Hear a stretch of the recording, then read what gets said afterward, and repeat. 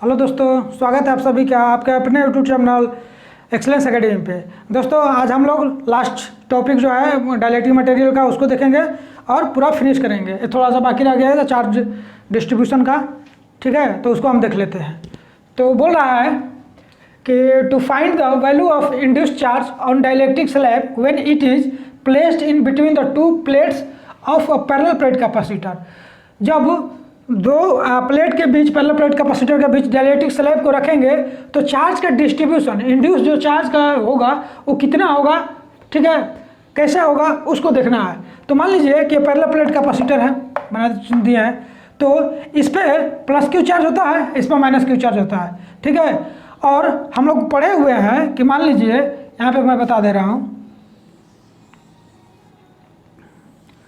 कि अगर मान लीजिए कि इधर कहीं ऐसे इलेक्ट्रिक फील्ड है, ऐसा इलेक्ट्रिक फील्ड है, ये इलेक्ट्रिक फील्ड है, यूनिफॉर्म है मान लीजिए, और हम इधर कोई मटेरियल रख दिए इसमें, तो इस पर जो चार्ज इंड्यूस्ड होगा वो क्या होगा, इधर जो होता है प्लस चार्ज इंड्यूस हो जाता है, जिधर डायरेक्शन होता है, जिधर डायरेक्शन होता है इलेक्ट्रिक फील्ड का उसके डायरेक्शन में, ठीक है, पॉजिटिव डायरेक्शन, पॉजिटिव चार्ज होता है, इंड्यूस्ड हो जाता है, ठीक है।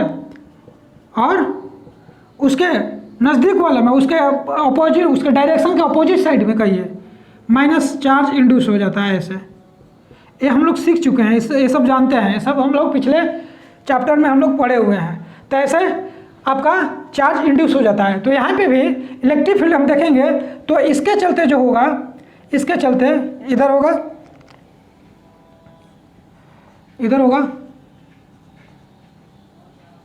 इवन जो होगा इधर होगा, ठीक है।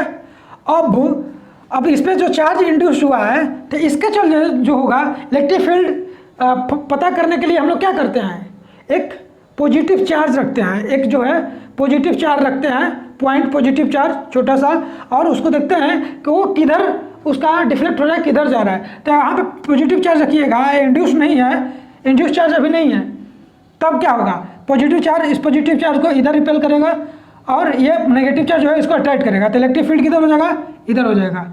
जिसको नहीं पता उसको जान ले। और अब इंड्यूस चार्ज के लिए किधर होगा, तो इंड्यूस चार्ज पॉजिटिव चार्ज रखेंगे यहाँ पे, तो इंड्यूस चार्ज के लिए इधर करेगा और ये इधर खींचेगा, तो इंड्यूस चार्ज के लिए जो इलेक्ट्रिक फील्ड होगा इसको मान लेते हैं E2, वो होगा इस डायरेक्शन में, ठीक है। यहाँ तक क्लियर है। अब ये तो पता है कि इंड्यूस कैसे हैं, ये भी बता दिए। अब एक चीज़ और पढ़े होंगे आप लोग, पढ़े क्या पढ़ाए हैं, हम भी खुद पढ़ाए हैं कि पैरेलल प्लेट कैपेसिटर है कोई, ऐसा कोई पैरेलल प्लेट कैपेसिटर है, ठीक है, इस पर प्लस क्यू चार्ज, इस पर माइनस क्यू चार्ज। तो क्या होता था, इधर प्लस क्यू चार्ज इंड्यूस हो जाता था, कहीं डिस्ट्रीब्यूट हो जाता था इधर, ठीक है। इसका डिस्टेंस मान लीजिए D है, एरिया A है, तो इसका जो इलेक्ट्रिक फील्ड आता था वो क्या आता था, इसके चलते जो आता था आपका आ जाता था E1 के चलते, कहिए E1 कहिए, या इसके चलते सिर्फ कहिए तो सिग्मा 2 एप्सिलॉन नॉट, और इसके चलते भी यही आता था sigma 2 epsilon not. Electric field की बात करें तो कितना आता था, सिग्मा एप्सिलॉन नॉट आता था। तो सिग्मा क्या होता है, Q बाई A, सिग्मा जो होता है वो होता है Q बाई A। तो सिग्मा की वैल्यू रखिए Q by A epsilon not, ये हो जाता था आपका इलेक्ट्रिक फील्ड इतना आता था।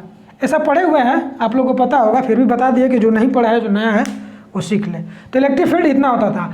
तो हम इस चार्ज के लिए, इसके चार्ज के लिए इलेक्ट्रिक फील्ड देखें, मतलब E1 इलेक्ट्रिक फील्ड देखें तो कितना होगा, Q चार्ज है तो Q divided by A epsilon not, area जो है A है, तो और किधर होगा, इधर होगा, तो लिख दिया electric field due two plus Q and minus Q charge E1 Q by epsilon not. अब इंड्यूस चार्ज के लिए तो इलेक्ट्रिक फील्ड तो इधर होगा कितना, तो इस पर हम मान के चले हैं कि जो इंड्यूस चार्ज हुआ है इधर माइनस QP और इधर प्लस QP चार्ज हुआ है, इंड्यूस्ड हुआ है, तो इसके चलते तो होगा तो QP divided by A epsilon not, और डायरेक्शन तो बता दिए इधर होगा। अब एक चीज़ बताइए, ओरिजिनल चार्ज हमारा क्या है, तो ओरिजिनल चार्ज तो प्लस Q माइनस Q है, ओरिजिनल चार्ज हमारा ही है, ये तो उसके चलते ना हुआ है।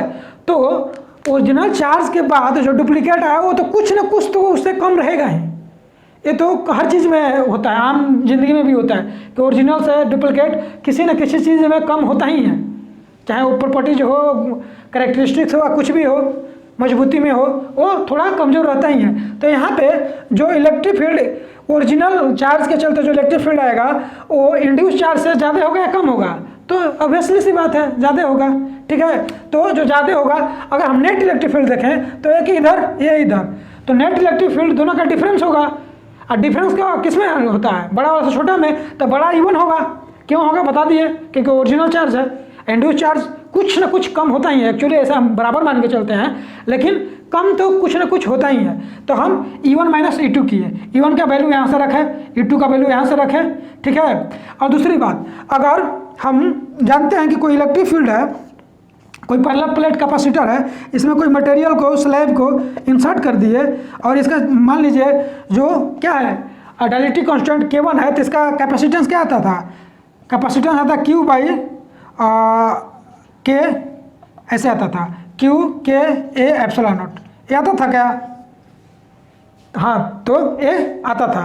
तो इसके जगह पे हम इलेक्ट्रिक फील्ड कैपेसिटेंस हम निकाल दी, इलेक्ट्रिक फील्ड सॉरी, कैपेसिटेंस हम लिखे थे, कैपेसिटेंस तो उल्टा हो जाता है, C by V K A epsilon not, ये हो जाएगा, ठीक है। इलेक्ट्रिक फील्ड नहीं होगा इसके लिए, पहले प्लेट कैपेसिटर इलेक्ट्रिक फील्ड अगर देखेंगे तो उसके जगह पर हम ऐसा लिख दिए।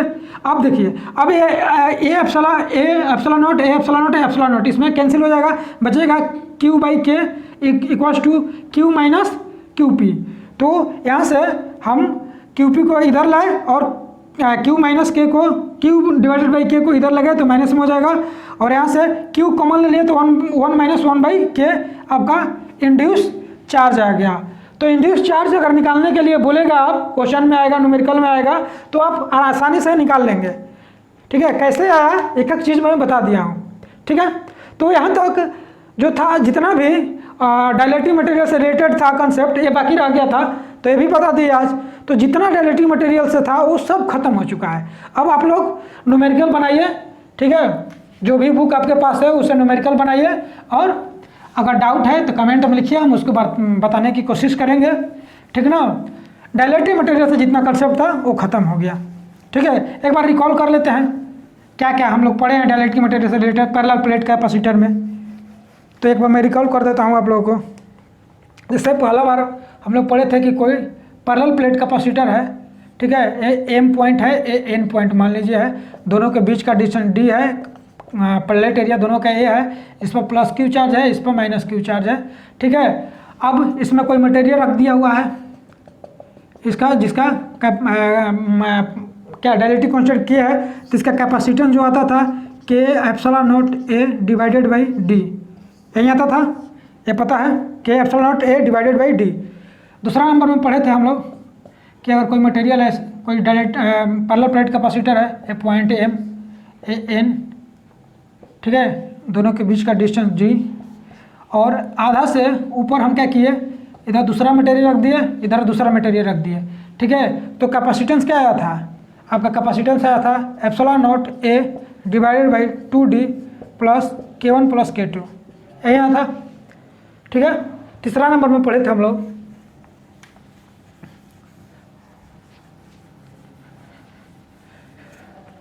थर्ड नंबर ये पढ़े थे कि मान लीजिए कोई प्लेट का पैरेलल प्लेट कैपेसिटर है, इस पर प्लस Q चार्ज, इस पर minus Q charge, area A, distance जो है आपका यहाँ से, इसमें जो है इधर एक मटेरियल रख दिया K1 K2, यहाँ से यहाँ तक D1 और ये D2, ठीक है। और आपका, ठीक है, इसको M मान लिए, इसको N मान लिए। तो कैपेसिटेंस का क्या आता था? Epsilon not A divided by K1 D1 by K1 plus D2 by K2, यही आता था। Epsilon not A divided by D1 by K1 D2 by K2। अगर 3 मटेरियल आता था प्लस D3 बाई K3, अगर N मटेरियल आता था ऐसे ही N जितना रहता था जोड़ते जाते थे। चौथा में हम सीखे थे,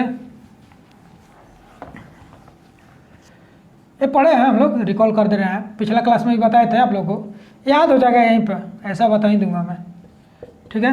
अगर मान लीजिए यहाँ से इसमें एक मटेरियल दूसरा रख दिया, इसमें दूसरा रख दिया, इसमें तीसरा रख दिया, ठीक है। तो इसका कैपेसिटेंस क्या होता था, कैपेसिटेंस हम लोग निकालते थे 1/C1 प्लस ऐसे करके, ऐसे डायरेक्ट हम कर लिख दे रहे हैं C1 plus C2 plus C3 ऐसे करके निकालते थे। अब कितना आएगा वो निकाल लीजिएगा, बताए थे हम उतना पे, क्योंकि ये दोनों क्या होता था, पैरेलल में जाता था और ये सीरीज में था।